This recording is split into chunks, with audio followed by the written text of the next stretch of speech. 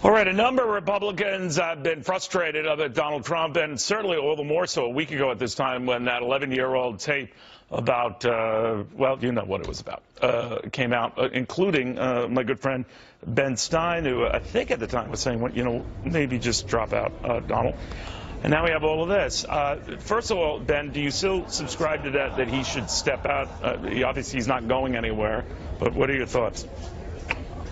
I think it would be awfully nice if there would be some way for him to drop out, put Pence at the top of the ticket, and have Mr. Trump go off gracefully over to Trump Tower. I mean, he's shown himself to be an extremely flawed candidate, and I'm not totally sure he's right in the head, to tell you the truth. Well, to that point, he isn't going to go anywhere. The leadership seems to have grudgingly accepted the fact that he's not going anywhere. It's a Byzantine process to get him out of there.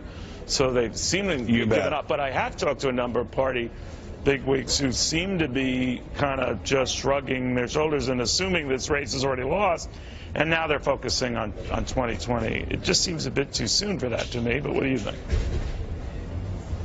I don't think the leadership is smart enough or clever enough to do that. I think those of us who might be considered elder, I hate to say that, states in the party do assume at this point it's pretty much a lost cause, and we have to plan for a better candidate next time. I think Mrs. Clinton was eminently beatable, but we happened to choose a candidate who was just kind of a wacky guy, who was not a particularly hard-working guy where policy issues were concerned. And it's unfortunate. I think any number of other Republican candidates could have beaten Mrs. Clinton handily, but we chose the wrong one. But it's very hard, whatever your views on the subject or on him or the party, to regroup. It's happened. We saw it in 1964 after the Goldwater debacle. It can't be done. It can't. Oh, no, we're going to do it. Oh, no, the Republican Party always comes back, Neil, and we're going to come back, and we're going to be stronger than ever. I imagine Mrs. Clinton will not be a particularly successful president. But that's what they said 4 years ago. Well, but we did not dream that we were going to have a candidate as off the charts as Donald Trump. Nobody dreamed that.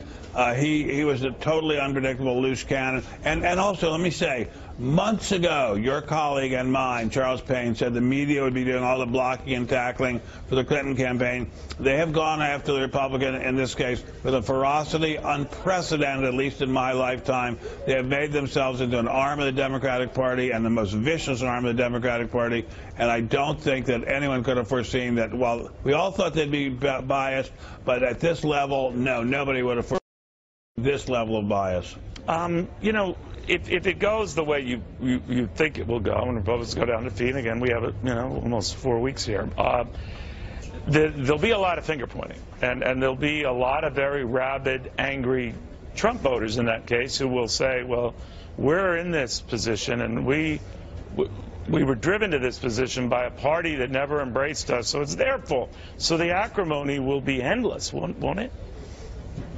It's going to be a big problem. The Republican Party is badly split between the base, whom Mr.